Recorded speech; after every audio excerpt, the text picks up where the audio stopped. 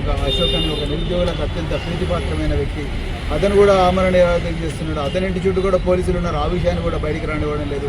మాలాంటి వాళ్ళు పోతే వెనక్కి పంపిస్తున్నారు, లేకపోతే పోలీసుల ప్రివెంటివ్ అరెస్ట్ చేస్తున్నారు.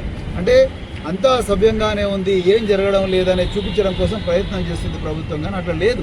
అట్లా ఉంటే ఇట్లా పురుగుల మంది తాగి చనిపోవాలన్న కోరిక మనుషులకు ఎందుకు వస్తుంది?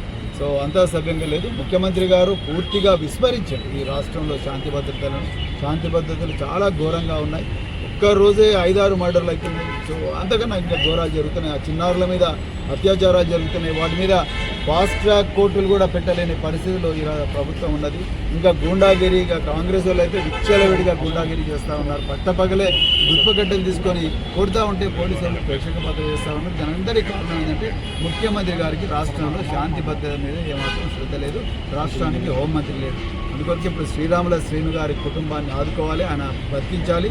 ఆయన బతకడం కోసం ప్రభుత్వం ఎంత ఖర్చైనా సరే కానీ ప్రభుత్వం అతనికి ఉన్నత స్థాయి వైద్యం అందించాలి, ఆయన కుటుంబాన్ని కూడా ఆదుకోవాలి.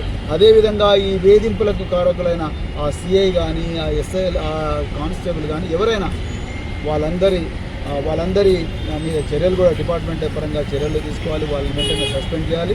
అదేవిధంగా రాబోయే రోజుల్లో మళ్ళీ ఇలాంటివి జరగకూడదంటే తప్పనిసరిగా పోలీస్ డిపార్ట్మెంట్లో కూడా అంతర్గతంగా కౌన్సిలింగ్, తర్వాత ఏవైతే బాధలు వివక్షలు ఏవైతున్నాయో అవి చెప్పుకోవడం కోసం ఒక ఛానల్ అనేది డీజీపీ కానీ ముఖ్యమంత్రి కానీ ఎవరో ఒకరు ఏర్పాటు చేయాలి.